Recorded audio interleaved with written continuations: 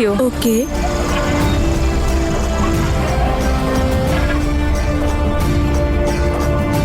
আমি ওদিকে যাব।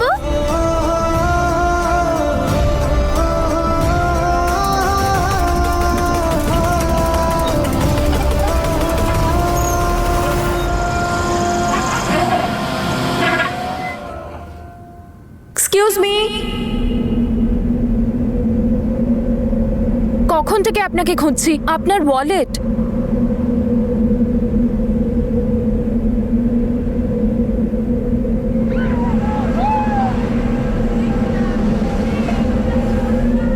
এক্সকিউজ মি, শুনতে পাচ্ছেন আপনি?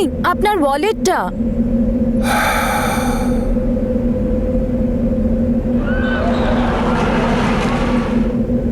আপনি প্লিজ ওয়ালেটটা নিয়ে নিন, আমার লেট হচ্ছে, বাচ্চাটি আমার জন্য ওয়েট করছে।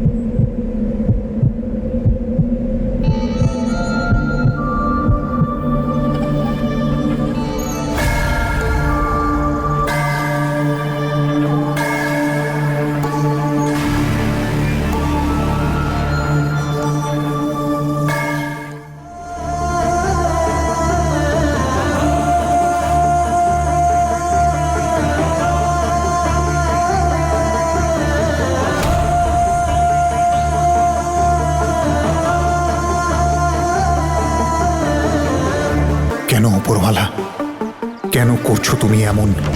আমি তনুকে যন্ত্রণা ছাড়া কিচ্ছু দিইনি, কিন্তু আমি ওকে এখন আর যন্ত্রণা দিতে চাই না।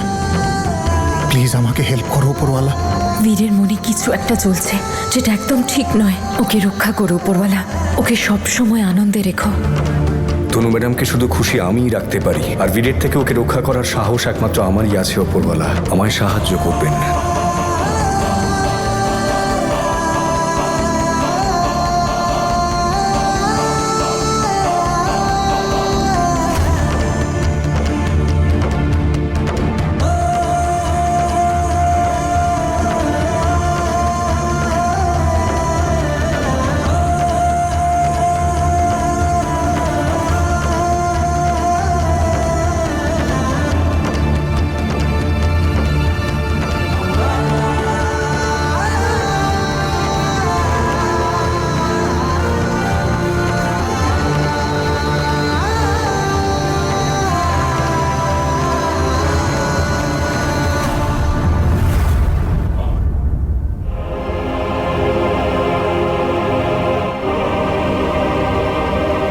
কি হয়েছে? তনু ম্যাডাম, বিয়ে করে নিন আমাকে। ম্যারিমি।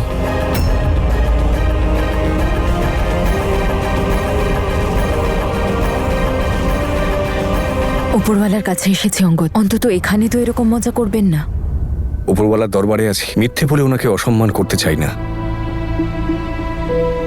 আজকে আমি একদম মজা করছি না।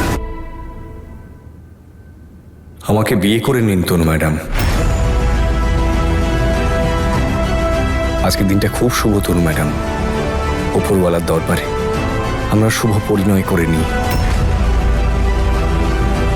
এই নকল এনগেজমেন্টকে আসল স্বামী স্ত্রীর সম্পর্কে বদলে ফেলি। চলুন, একটা নতুন জীবন শুরু করি।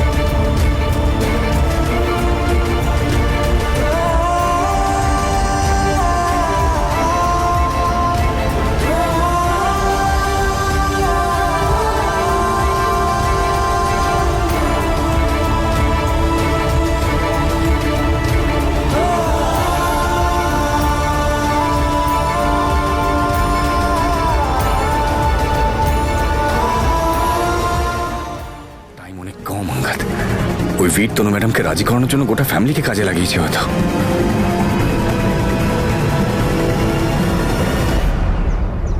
চলো, come on guys, knees up, faster.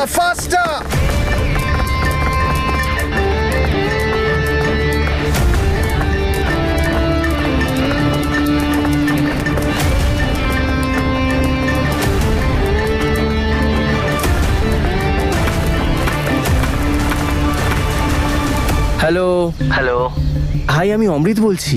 আচ্ছা শোন, তনু দিদিকে পাঠিয়ে দিবি ওই ক্যাফেটা কোথায়? Cheesecake Cafe। Cheesecake cafe. হ্যাঁ ঠিক আছে ঠিক আছে। স্যার আপনার ফোন আসছে। চলো, পুশ আপস 50টা পুশ আপস। চলো তাড়াতাড়ি, কন্টিনিউ। হ্যাঁ ভাই। কি গো দাদা, তুমি এতদিন পরে এলে আর সেই কাজে চলে গেছো? বোনের জন্য তো একটু চিন্তা করো না। কি গো তনু দিদি, একটা চিজ কেকই তো চাইছি। তুমি না মায়ের মতো একেবারে কিপটে হয়ে গেছো। জানো, যেদিন থেকে সবার মাথা থেকে কানাডার ভূত নেমেছে, মা রোজ আমাকে পরোটা খাওয়ায়। তুমি তো একটা কিছু ভালো খাওয়াও। তোর নাম না দিলরাজ নয়, নাটক বাজ হওয়া উচিত। মাহি, এসব বন্ধ কর, আমি কাজ করছি। আর মা একবার শুনলে না, ভালো মতো মার খাবি তুই। ওসব আমি দেখে নেব, আগে তুমি চিজ কেক তো খাওয়াও। চল ভাই। আরে দাদা শোনো না, প্লিজ। বল। দাদা একটা প্রমিস করতে হবে। তাহলে ডান, কিন্তু 3টের সময় cheese cake cafe, okay? Cheese cake cafe. ঠিক আছে দিদি, আমি ওকে নিয়ে 3টের সময় পৌঁছে যাব। হ্যাঁ ঠিক আছে, পৌঁছে যাবো। রাখ এবার। ওই Mahi, hello. Cheese cake cafe. বানিয়ে দিলাম তো বোকা। এবার মজা হবে। চলো। ঠিক আছে, আমরা ফোন তো করে নিলাম। কি মনে হয় দিদি আসবে? একমাত্র ছোট ভাই, আমার মনটা দিদি ভাঙবেই না। এই মাহিটাও না।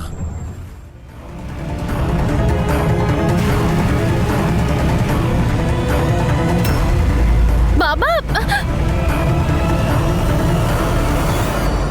কি করতে চাস তুই? বল, প্ল্যানটা কি তোর? কিসের প্ল্যান? আমি তোকে জন্ম দিয়েছি, আমি তোর বাবা। যদি বাবা হতে তাহলে সেদিন আমাকে বাড়িতে থাকতে দিতে। তুমি তো আমাকে রাস্তায় বের করে দিলে। আর এখন মন দিয়ে শুনে রাখো, না তুমি আমার বাবা আর না আমি তোমার মেয়ে। আর শোনো, আমার কোনো ইচ্ছে নেই তোমার লেকচার শোনার, বুঝেছো? তোমার এইসব বড় বড় বুলি লেকচার তোমার সোনা মেয়েকে গিয়ে শোনাও, যাও। আমার ইচ্ছে করছে আমি তোকে একটু বিষ খাইয়ে দিই, কিন্তু কি করব? তোর শরীরে তো আমারই রক্ত বইছে। দেখ জেসমিন, সত্যি সত্যি বল, তুই কি চাইছিস? তুই তনুর উপর প্রতিশোধ নিতে চাস না? তুই খুব ঘৃণা করিস তনুকে। ঘৃণা করতে হলে আমাকে কর, আমাকে শেষ করে ফেল। তুই যা ইচ্ছে কর আমার সঙ্গে। আমাকে মার, মার আমাকে, শেষ করে দে। তুই যা করার আমার সঙ্গে কর। বাবা, এসব কি করছো নাকি তুমি?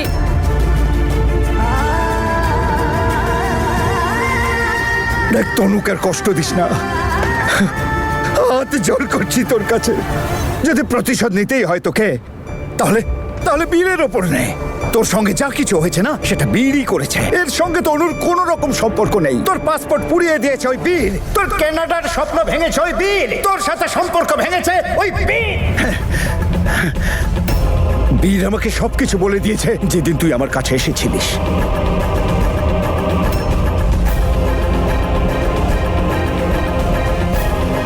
আঙ্কেল তো তাহলে বীর আর জ্যাসমিনের ব্যাপারে আগে থেকেই সবকিছু জানতো, তবুও আমাদেরকে কিচ্ছু জানায়নি।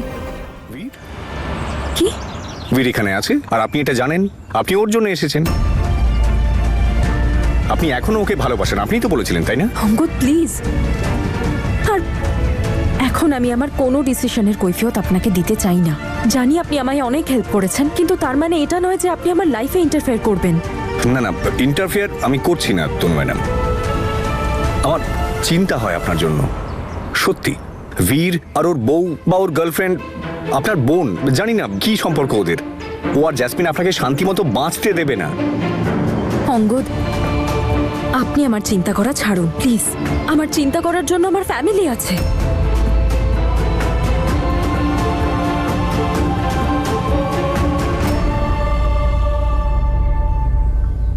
শেষ সুযোগ দিচ্ছি তনু ম্যাডাম।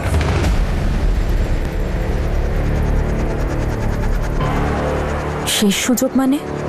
সবকিছু ছেড়ে দিয়ে আমার সঙ্গে চলে আসার। অঙ্গদ, আপনি কি বলছেন? সরি টু সে বাট আজ আপনার কথা বলার টোন আমার একদম পছন্দ হচ্ছে না।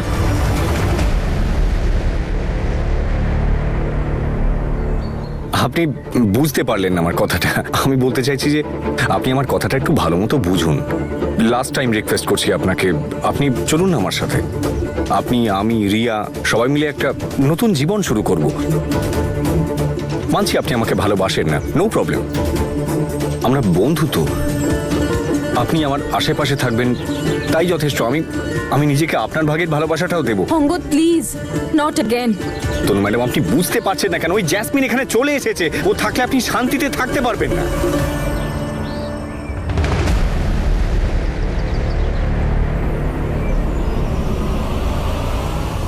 আপনি কি করে জানলেন?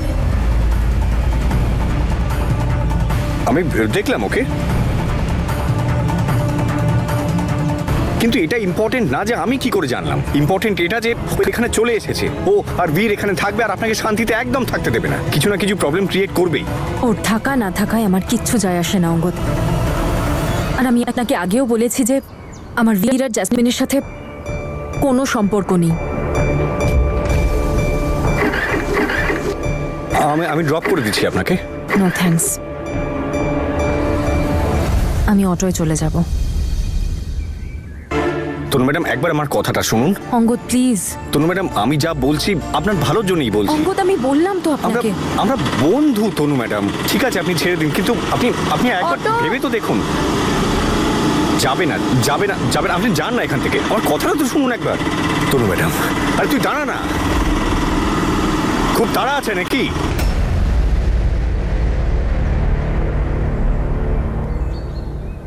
আজকের দিনটা কিন্তু আপনি ভুলতে পারবেন না। খুব তাড়াতাড়ি পস্তাবেন আমার কথা না মানার জন্য।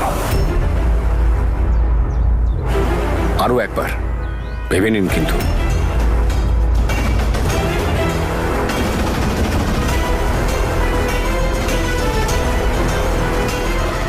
দাদা চলুন।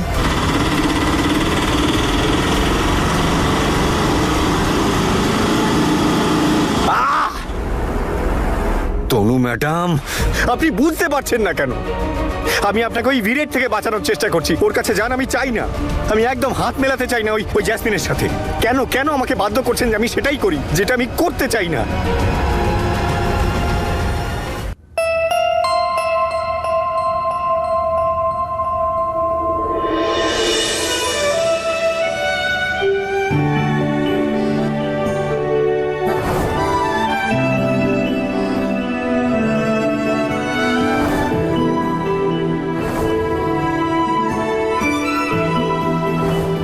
এই গোলাপটা আমি কি করে দিই তনুকে? আংলের চিৎকারের ভয়ে ওর দুই ভাইও আমাকে হেল্প করতে মানা করে দিয়েছে।